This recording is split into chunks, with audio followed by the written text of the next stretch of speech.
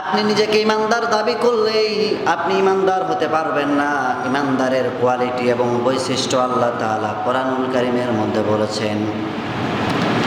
আল্লাহ রাব্বুল আলামিন কোরআনুল কারীমের মধ্যে বলেছেন, ইন্নামাল মুমিনুনাল্লাযীনা ইযা যুকিরাল্লাহু ওয়াজিলাত কুলুবুহুম ওয়া ইযা তুলিয়াত আলাইহিম আয়াতুহু যাদাতুহুম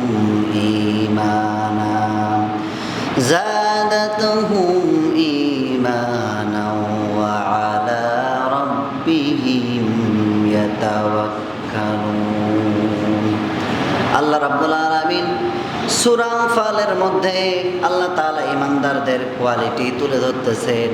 আল্লাহ তাআলা বলেন, ইন্নামাল মুমিনুন, নিঃসন্দেহে তারা মুমিন, নিঃসন্দেহে তারা ঈমানদার। ইন্নামাল মুমিনুনাল্লাযীনা ইযা যুকিরাল্লাহ, আল্লাহ তাআলা বলেন যে আল্লাহর কোরআনের আয়াত যখন আল্লাহর কথা তাদের সামনে আলোচনা করা হয়, আল্লাহর কথা তাদেরকে যখন স্মরণ করিয়ে দেওয়া হয়, ইযা যুকিরাল্লাহু ওয়াজিলাত কুলুবুহুম, তাদের অন্তরগুলো ভয়ে সন্ত্রস্ত হয়ে আল্লাহর দিকে ধাবিত হয়। পক্ষান্তরে ওয়া ইযা তুলিয়াত আলাইহিম আয়াতুহু যাদাতুহুম ঈমানা ওয়া আলা রাব্বিহিম ইয়াতাওয়াক্কালুন।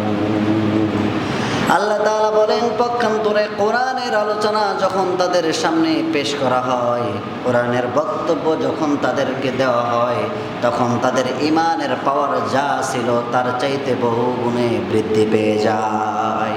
ঈমান তাদের বহু গুণে বৃদ্ধি পেয়ে যায় এবং ওয়া আলা রাব্বিহিম ইয়াতাওয়াক্কালুন, তারা একমাত্র আল্লাহ তাআলার সামনে নিজেকে সঁপিয়ে দেয়। পৃথিবীর কোনো মানুষকে তারা পরোয়া করে না। কথা বলুন, ঠিক কিনা?